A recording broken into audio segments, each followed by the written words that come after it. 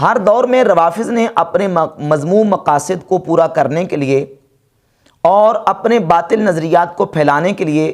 نبی کریم صلی اللہ علیہ وآلہ وسلم کے صحابہ اکرام رضی اللہ تعالی عنہم کو اور حضور اقدس صلی اللہ علیہ وآلہ وسلم کی ازواج مطہرات کو اپنے طعن و تنقید کا نشانہ بنایا ہے۔ کوئی موقع ہاتھ سے نہیں جانے دیتے، جھوٹی قسم کی باطل روایات کو استعمال کر کے اور احادیث میں معنوی تحریف کر کے رسول اللہ صلی اللہ علیہ وآلہ وسلم کے صحابہ اکرام اور حضور اقدس صلی اللہ علیہ وآلہ وسلم کی ازواج مطہرات پر طعن و تنقید کرتے ہیں۔ ابھی کچھ دن پہلے جو سانحہ موٹر وے پیش آیا، اس میں بھی ایک رافضی نے ایک کلپ اپلوڈ کیا اور اس میں یہ ثابت کرنے کی ناپاک کوشش کی کہ یہ جو ریپ کے واقعات اور معاملات ہیں یہ تو صحابہ کرام سے اس کا آغاز ہوا ہے،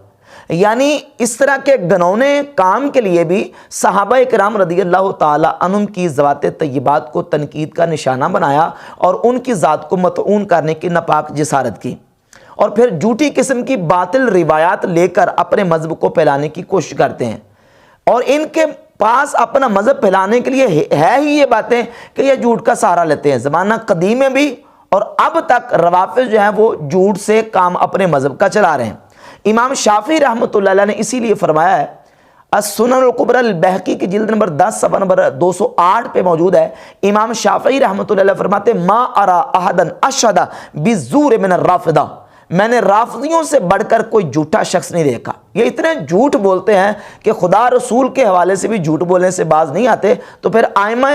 اہل بیت اطہار جو ہیں وہ تو بات کی بات ہے، اللہ رسول پر بھی جھوٹ بولنے سے یہ باز نہیں آتے، اور پھر احادیث میں معنوی تعریف کرتے ہیں۔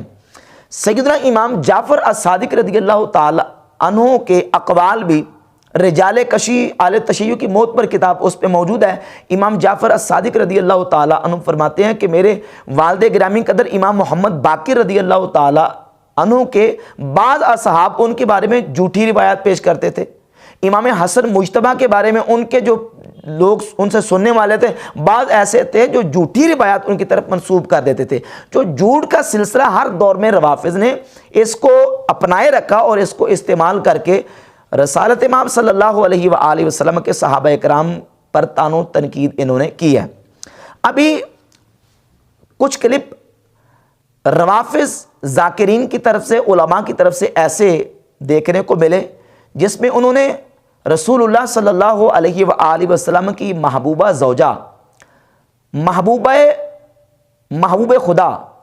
سیدہ عائشہ صدیقہ رضی اللہ تعالی عنہا کی ذات اقدس پر ایک بہت ہی گنونا قسم کا الزام لگایا اور اس طرح کے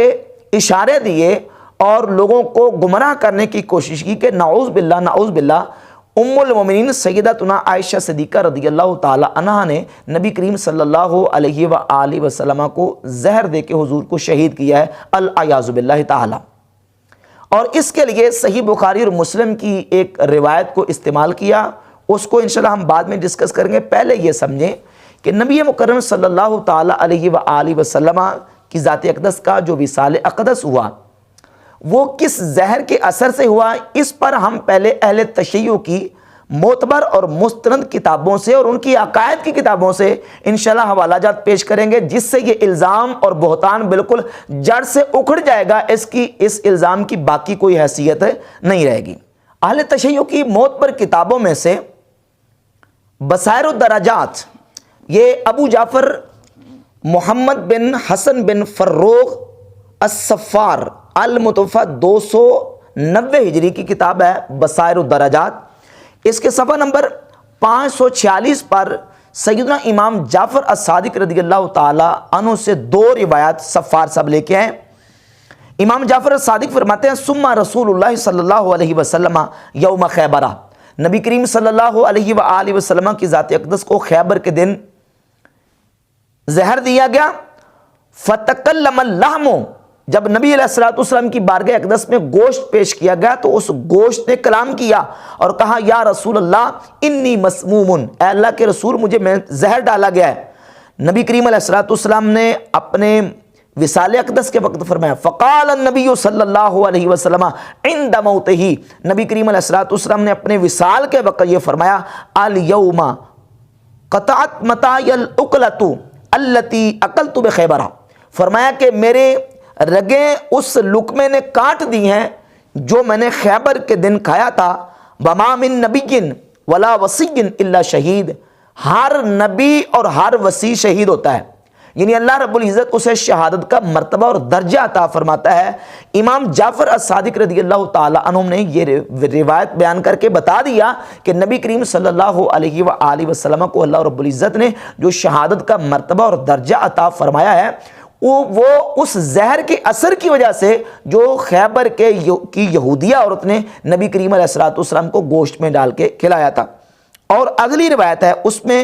امام جعفر صادق رضی اللہ تعالی عنہ سے ہی روایت ہے سمت الیہودیۃ النبی صلی اللہ علیہ وسلم، خیبر کی یہودیہ نے نبی کریم علیہ السلام کو زہر دیا فی ذراع، اس بکری کے دستی میں ڈال کر، وکان رسول اللہ صلی اللہ علیہ وسلم یحب الذراع والکتف، نبی کریم علیہ السلام کندھے کا اور بازو کا گوشت پسند فرماتے تھے، وَيَكْرَهُ الْوَرْقَ لِقُرْبِهَا مِنَ الْبَوَالِ، اور سرین کا گوشت نبی کریم علیہ السلام ناپسند کرتے تھے کیونکہ وہ بول یعنی پیشاب کے گزرگاہ کے قریب ہوتی ہے۔ لما اوتیا بالشوا اکل من الذراع، نبی کریم علیہ السلام کی بارگاہ اقدس میں جب اس ذراع کو، اس دستی کو پیش کیا گیا، وَكَانَ يُحِبُّهَا، نبی کریم علیہ السلام نے اس سے کھایا کیونکہ حضور اس کو پسند کرتے تھے، فَأَكَلَ مَا شَاءَ اللَّهُ، جس قدر حضور نے چاہا، جس قدر اللہ نے چاہا نبی کریم علیہ السلام نے اس سے کھایا۔ ثم قال الذراع، پھر وہ ذراع بولی، اس گوشت سے آواز آئی یا رسول اللہ انی مسموم، اے اللہ کے رسول مجھ میں زہر ڈالا گیا ہے۔ فترکہ، نبی کریم صلی اللہ علیہ وآلہ وسلم نے اس کو چھوڑ دیا، حتیٰ کہ نبی پاک صلی اللہ تعالیٰ علیہ وسلم کی ذات اقدس کے جسم پاک میں اس زہر نے اثر اپنا رکھا باقی، حتیٰ ماتا صلی اللہ علیہ وسلم، حتیٰ کہ نبی پاک علیہ السلام اسی زہر کے اثر سے آپ کا وصال اقدس ہوا۔ تو یہ امام جعفر الصادق رضی اللہ تعالی عنہ سے بصائر الدرجات صفحہ نمبر 546 پر دو روایات علامہ صفار لے کے آئے جو کہ اہل تشیع کے ہاں معتبر مصنف ہیں۔ اس کی توثیق کے حوالے سے یہ کتاب میں پیش کروں گا رجال النجاشی، علامہ نجاشی اہل تشیع کے اسماء و رجال کے بہت بڑے عالم، اپنی کتاب رجال نجاشی کے صفحہ نمبر 354 پر صفار صاحب کا ترجمہ لکھتے ہیں، ترجمہ نمبر 948، محمد بن الحسن ابن فروخ الصفار لکھتا ہے کان وجہن فی اصحابنا القمیین ثقۃ عظیم عظیم القدر راجحن قلیل السقط فی الروایہ، اور آگے جا کے لکھتے ہیں کہ وَأَخْبَرَنَا أَبُو عَبْدِ اللَّهِ بن شازان قال حدثنا احمد بن محمد بن یحییٰ عن ابیہ عنہ بجمیع کتبہ وببصائر الدرجات، کہ ہمیں اس سند کے ساتھ صفار کی تمام کتابیں وببصائر الدرجات اور بصائر الدرجات ہی پہنچی ہے، یعنی بصائر الدرجات معتبر اور مستند کتاب ہے نجاشی کے نزدیک، اور اس کی سند بھی نجاشی کے پاس موجود ہے جو اس تک پہنچی ہے۔ یہ کتاب ہے الفہرست، اہل تشیع کے بہت بڑے عالم توسی، المتوفیٰ 460 ہجری، اس میں صفحہ نمبر 220 پر اسی محمد بن حسن الصفار کا ترجمہ لکھا اور اس کی توثیق بھی کی ہے۔ اور اسی طریقے سے یہ کتاب ہے جامع الروات الحائری کی، اس کی جلد نمبر 2 کے صفحہ نمبر 96 پر لکھا ہے کہ ثقۃ عظیم القدر راجحن قلیل السقط فی الروایہ، اور پھر لکھا ہے کہ 290 میں یہ فوت ہوئے۔ یہ علامہ حلی اہل تشیع کے بہت بڑے عالم ہیں اسماء و رجال کے، ان کی کتاب ہے خلاصۃ الاقوال فی معرفت الرجال، اس کے صفحہ نمبر 260 پہ محمد بن حسن بن فروخ الصفار کا ترجمہ لکھا ہے اور لکھا کانا وجہن فی اصحابنا القمیین، ہمارے قمیین قوم کے جو اصحاب ہیں ان میں سے بڑے وجیح شخص ہیں، ثقۃ عظیم القدر، ثقہ ہیں بہت بڑے مرتبے والے ہیں، راجحن قلیل السقط فی الروایہ، اور پھر اس کی آگے پوری تفصیل بیان کی ہے۔ لہذا ان کتابوں کی توثیق باقاعدہ جو ہے وہ اہل تشیع کے اسماء و رجال کے بڑے علماء نے کیا ہے، جو امام جعفر الصادق رضی اللہ تعالیٰ عنہ کی روایت اس پہ موجود ہے کہ امام جعفر صادق رضی اللہ تعالیٰ عنہ فرماتے ہیں کہ نبی مکرم صلی اللہ تعالیٰ علیہ وسلم کی ذات اقدس کو جو خیبر کے دن زہر آلود گوشت کھلایا گیا تھا، اس گوشت کا اثر وصال اقدس تک باقی رہا، اور اسی زہر کے اثر کی وجہ سے رسول اللہ صلی اللہ علیہ وآلہ وسلم کی وصال اقدس ہوا۔ اب یہ ایک اور کتاب ہے اہل تشیع کے ہاں فخر الشیعہ جن کو کہا جاتا ہے، بہت بڑے معتبر ان کے عالم ہیں شیخ صدوق،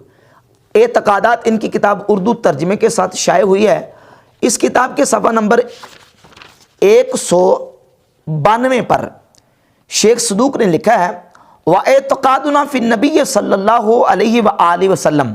ہمارا نبی صلی اللہ علیہ وآلہ وسلم کے بارے میں کیا عقیدہ، یہ عقیدے کی کتاب ہے، عقائد لکھ رہے ہیں، لکھتے ہیں انہو سمّا فی غزوۃ خیبر، نبی کریم صلی اللہ علیہ وآلہ وسلم کو غزوہ خیبر میں زہر دیا گیا، فما زالت هذه الاکلۃ تعاودہ حتی قطعت ابہرہ فمات منها، تو نبی کریم علیہ السلام کو جو زہر دیا گیا تھا وہ جو خیبر میں اس کا اثر ہمیشہ رہا، حتیٰ کہ نبی علیہ السلام کی مبارک رگیں اس سے متاثر ہوئیں، فمات منها، اسی زہر آلود لقمے کی وجہ سے اللہ کے نبی علیہ السلام کا وصال اقدس ہوا۔ فمات منها، شیخ صدوق نے اپنی کتاب الاعتقادات میں اس کو ذکر کیا ہے، عقیدے کی کتاب میں، اور بڑی تفصیل کے ساتھ اس کی وضاحت پوری لکھی ہے۔ شیخ عباس قمی جو اہل تشیع کے ہاں بہت بڑے عالم ہیں، اپنی کتاب منتہی الامال جلد نمبر 1 اور صفحہ نمبر اس کا ہے 149، لکھتے ہیں در احادیث معتبر وارد شدہ است کہ حضرت بشہادت از دنیا رفت، کہ معتبر احادیث میں موجود ہے کہ نبی کریم صلی اللہ علیہ وآلہ وسلم دنیا سے شہید تشریف لے گئے، چنانکہ صفار بسند معتبر از حضرت صادق علیہ السلام روایت کردہ است، جیسے کہ صفار نے معتبر سند کے ساتھ بسند معتبر سند کے ساتھ اپنی کتاب بصائر الدرجات میں حضرت سیدنا امام جعفر الصادق رضی اللہ تعالی عنہ سے روایت کیا ہے کہ در روز خیبر حضرت رات در دست بز غالہ زہر دادن، کہ نبی کریم علیہ السلام کو خیبر کے دن زہر آلود جو بکری تھی اس کا گوشت کھلایا گیا، وقت حضرت لقمہ تناول فرمود، جب نبی کریم علیہ السلام نے ایک لقمہ سے تناول کیا، گوشت بسخن آمد، تو اس گوشت نے بات کی، کلام کیا، وگفت یا رسول اللہ مرابع زہر آلودان، کہ اللہ کے رسول مجھ میں زہر ڈالا گیا ہے، پس حضرت در مرض موت خود می فرمود، پس نبی کریم صلی اللہ علیہ وآلہ وسلم نے اپنے مرض وصال میں خود فرمایا کہ امروز پشت مراد درہم شکست، کہ آج میری جو پشت ہے کمر وہ ٹوٹ چکی ہے، یعنی اس گوشت کے اندر جو زہر ڈالا گیا تھا اس سے متاثر ہوئی ہے، لقمہ کے در خیبر تناول کردم، اس لقمے کی وجہ سے جو میں نے خیبر میں کھایا تھا، ہیج پیغمبر و وسیع پیغمبر نیس مگر آنکے بشہادت از دنیا بیرو میر ود، کوئی نبی اور وسیع ایسا نہیں ہے جو بغیر شہادت کے دنیا سے جائے، اللہ تعالیٰ ہر نبی اور وسیع کو شہادت کی موت عطا فرماتا ہے۔ در روایت دیگر فرمود کہ زن یہودیہ حضرت را زہر داد، اور دوسری روایت میں یہ کہ یہودی عورت نے نبی کریم علیہ السلام کو زہر دیا، زرا گوسفندے، بکری کی دستی میں زرا میں، وقت حضرت قدر از تناول فرمود، جس وقت نبی کریم علیہ السلام نے کچھ کھا لیا، زرا خبرداد کے من زہر آلودام، تو اس زرا اور دستی نے آواز دی اور بولی کہ مجھ میں زہر ڈالا گیا ہے، پس حضرت را انداخت، نبی کریم علیہ السلام نے اس کو رکھ دیا، پیوستہ زہر در بدن حضرت اثر می کرد،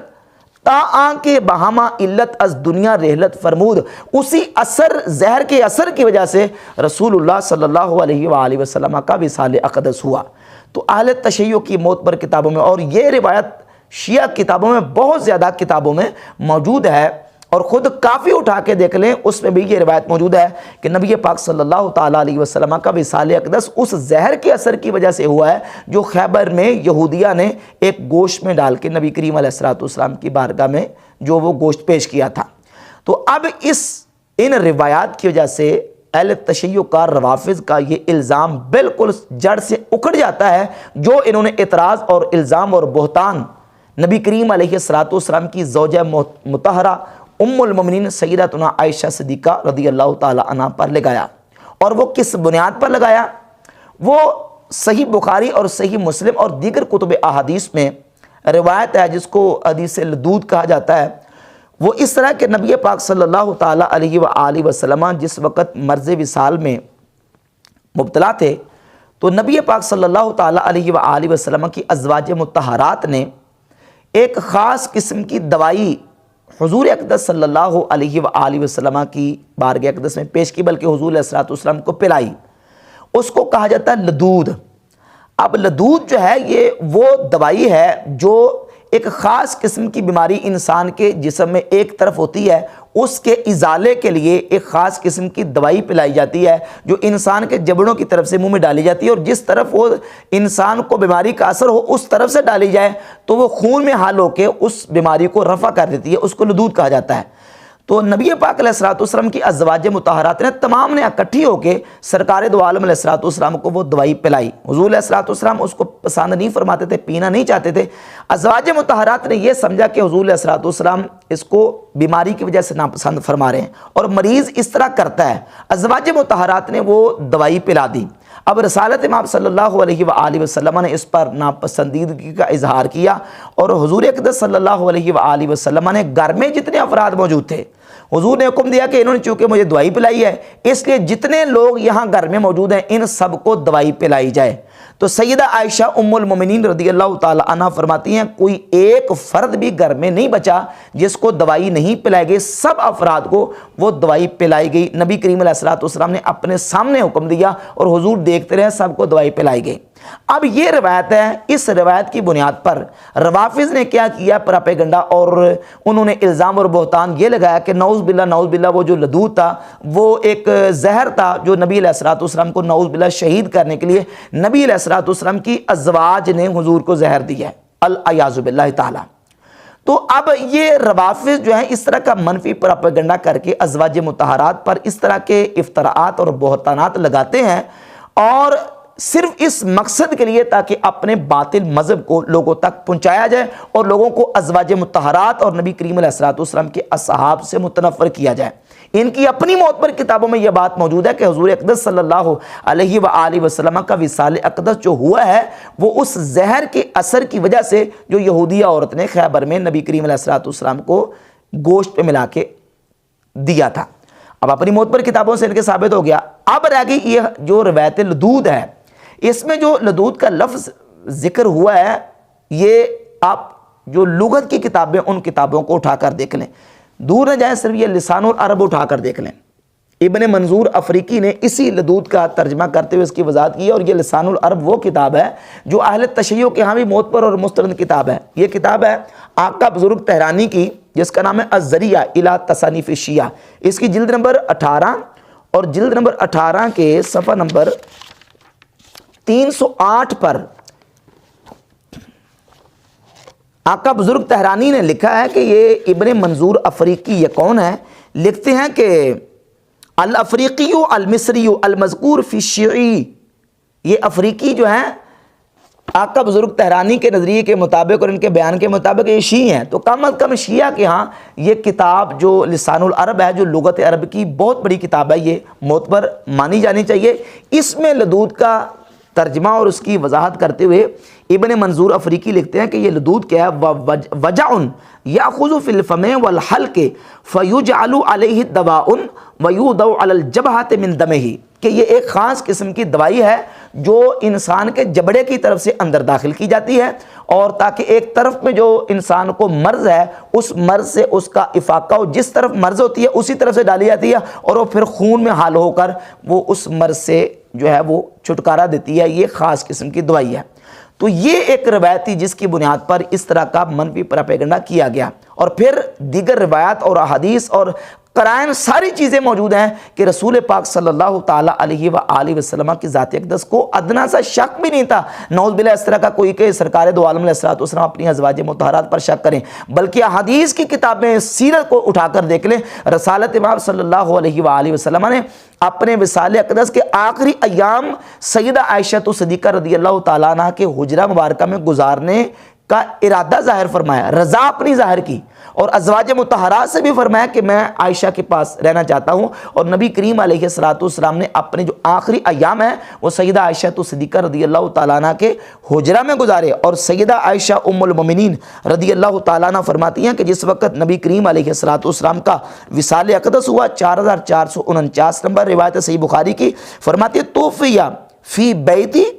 و فی یومی، حضور میرے گھر میں میرے دن میں حضور کا وصال اقدس ہوا، وبین السحری و نہری، جس وقت حضور کا وصال اقدس ہوا فرماتی ہے کہ اس وقت نبی کریم علیہ الصلوۃ والسلام کا سر مقدس میرے سینے پر تھا، اور فرماتی ہے کہ اللہ رب العزت نے مجھے اپنی نعمتوں سے، ان من نعم اللہ علیہ، اللہ کی نعمتوں میں سے بہت بڑی یہ نعمت ہے کہ نبی کریم علیہ الصلوۃ والسلام کا وصال اقدس میرے گھر میں ہوا، اور فرماتی ہے پھر ایک اور اللہ نے مجھے نعمت عطا کی کہ حضور کے وصال اقدس کے وقت اللہ رب العزت نے نبی پاک علیہ الصلوۃ والسلام اور میرے تھوک کو اللہ نے ملا دیا، یعنی میں نے اپنے دانتوں سے اپنے بھائی عبد الرحمن سے مسواک لے کر چبائی، اور چبا کے نبی پاک علیہ الصلوۃ والسلام کے اشارے پر حضور کی رضامندی پر نبی کریم علیہ الصلوۃ والسلام کو دی، اور رسالت مآب صلی اللہ علیہ وآلہ وسلم نے میرے منہ سے چبائی ہوئی مسواک کو استعمال فرمایا۔ تو اللہ نے میرے تھوک کو اور نبی پاک علیہ الصلوۃ والسلام کے لعاب کو جو حضور کے وصال اقدس کے وقت ملا دیا، یہ بھی اللہ نے مجھے نعمت عطا فرمائی ہے۔ تو نبی کریم صلی اللہ علیہ وآلہ وسلم کی ذات اقدس کا اپنی ازواج مطہرات پر اعتماد تھا، حضور کا اپنے اصحاب پر اعتماد تھا۔ یہ لوگ کافروں کو موقع دیتے ہیں، غیر مسلموں کو موقع دیتے ہیں، نعوذ باللہ کہ الیاذ باللہ نبی علیہ الصلوۃ والسلام نے ان لوگوں پر اعتماد کیا جو نبی علیہ الصلوۃ والسلام کے جانی دشمن تھے، ازواج بھی نعوذ باللہ جانی دشمن تھی اور اصحاب بھی جانی دشمن تھے، اور تمہارے نبی نے تو ایسے لوگوں پر اپنی ساری زندگی اعتماد کیا ہے۔ تو یہ کافروں کو بات کرنے کا موقع دیتے ہیں۔ نبی مکرم صلی اللہ علیہ وآلہ وسلم کی ذات اقدس نے اپنی ازواج مطہرات پر اور اپنے صحابہ کرام رضی اللہ تعالیٰ عنہ پر اتفاق اور حضور نے اعتماد کیا۔ اگر ایسی بات ہوتی تو رسالت امام صلی اللہ علیہ وآلہ وسلم اپنے آخری ایام سید عائشہ صدیقہ رضی اللہ تعالیٰ عنہ کے ہاں کیوں گزارتے؟ نبی کریم صلی اللہ علیہ وآلہ وسلم نے تو حضرت عائشہ صدیقہ کا حجرہ پسند فرمایا، اور اللہ رب العزت نے سیدہ عائشہ کو یہ شرف عطا کیا کہ نبی پاک علیہ الصلوۃ والسلام کا مزار پر انوار بھی سیدہ عائشہ صدیقہ رضی اللہ تعالیٰ عنہ کے حجرہ میں بنا ہے۔ اور پھر اگر وہ نعوذ باللہ وہ جو دوائی تھی وہ زہر ہوتا، تمام لوگ جو گھر میں موجود تھے سب کو پلائی گئی، تو کسی کو زہر کا اثر ہوتا؟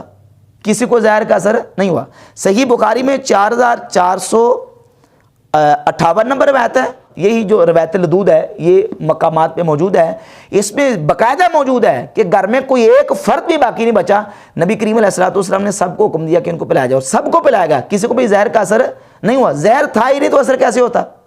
اور پھر اسی حدیث میں لفظ موجود ہے فلما افاقا، جب نبی علیہ الصلوۃ والسلام کو وہ دوائی پلائی گئی تو اللہ کے نبی علیہ الصلوۃ والسلام کو افاقہ ہوا، حضور کے مرض شریف میں کمی آئی، اور نبی پاک صلی اللہ تعالیٰ علیہ وسلم کے جب مرض میں کمی آئی تو اس کا مطلب یہ ہے کہ بالکل واضح ہے کہ وہ زہر ہرگز نہیں تھی، بلکہ وہ دوائی تھی جو ازواج مطہرات نے نبی پاک علیہ الصلوۃ والسلام کو پلائی تھی۔